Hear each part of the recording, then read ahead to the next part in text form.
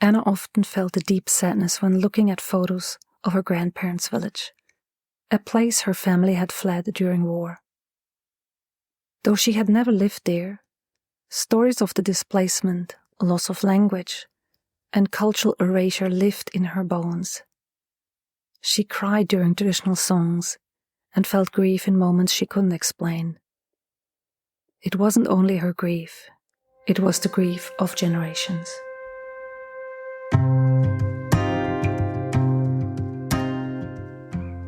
Welcome to this mini-series on understanding the language of grief, loss, and trauma. My name is Nathalie Himmelrich. I'm a somatic practitioner, psychological therapist, educator, and author, specializing in grief and trauma, and the host of the How to Deal with Grief and Trauma podcast. Grief and trauma are deeply human experiences, yet many of us struggle to describe what we are going through or to understand what others are facing. The vocabulary of loss is vast, varied, and sometimes overwhelming. In this short podcast episode series, we'll explore the different types of grief, loss, and trauma that people encounter throughout life. Each mini-episode serves both as an educational tool and a compassionate companion for anyone trying to make sense of their own experience with grief, loss, and trauma, or someone who is supporting someone else who is. These terms are more than labels. They are doorways into greater understanding, healing, and connection. Whether you are a bereaved parent, a caregiver, a therapist, or someone walking alongside a grieving friend or someone who has experienced trauma, these bite-sized episodes aim to give you language, insight, and tools. Each one includes a definition, some key considerations, an explanation of why it matters, relevant podcast episodes, and frequently asked questions that I have been asked by my clients and you, the listener of the podcast. And my answers are all grounded in both professional and lived experience. So let's begin.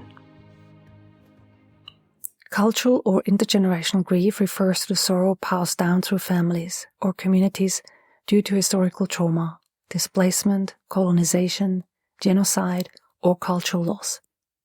It's a form of grief that may be inherited or collective, affecting people who may not have directly experienced the original loss but carry its emotional imprint. So what you need to know is that grief can be inherited, not just genetically, but emotionally, culturally, and relationally. Because families pass down unspoken grief through behaviors, values, silence, and stories. Cultural grief may manifest in longing for traditions, a loss of language, or emotional pain around cultural disconnection. This matters because when grief is rooted in ancestral cultural wounds, healing requires recognition of the broader context, not just the individual's feelings. This awareness helps validate the emotional experiences of those carrying legacy grief, especially in marginalized communities. I have yet to speak with someone for the podcast How to Deal with Grief and Trauma on the topic of cultural or intergenerational grief. If you know someone who would be open to speak publicly about it, let them know about the podcast.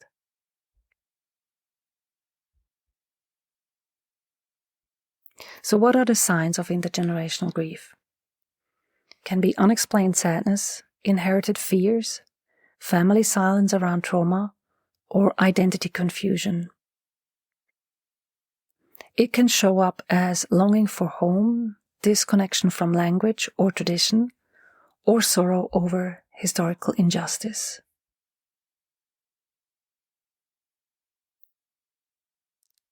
A question that I often receive is this scientifically valid? Yes. Research in epigenetics, trauma, and psychology supports the concept of inherited emotional responses. And what can help, as I said before, is cultural recognition, storytelling rituals, ancestral healing practices, therapy, and community dialogue. because this kind of grief needs to be honored, to be transformed, often through connection, creativity, and acknowledgement.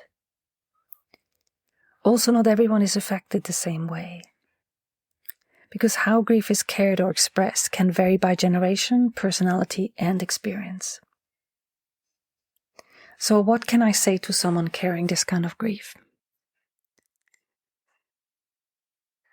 It makes sense you feel this. Your story is part of a bigger story, and it deserves to be heard. In the next episode, we'll be talking about migration-related grief. Stay tuned. I hope this episode has helped you feel more grounded in the language of loss, grief, or trauma, and maybe even offered you some clarity, validation, or insight into your own experience or the experience of someone you care about. Grief and trauma are deeply personal, yet universal. When we can name what we're feeling, we take one powerful step closer to healing and the integration of our experience back into our life. If this series resonates with you, I invite you to keep exploring. You'll find more resources, courses, and ways to work with me at nathaliehimmelrich.com. And of course, you're always welcome to revisit any of the episodes whenever you need a gentle reminder that you're not alone. Until next time, take good care of your heart.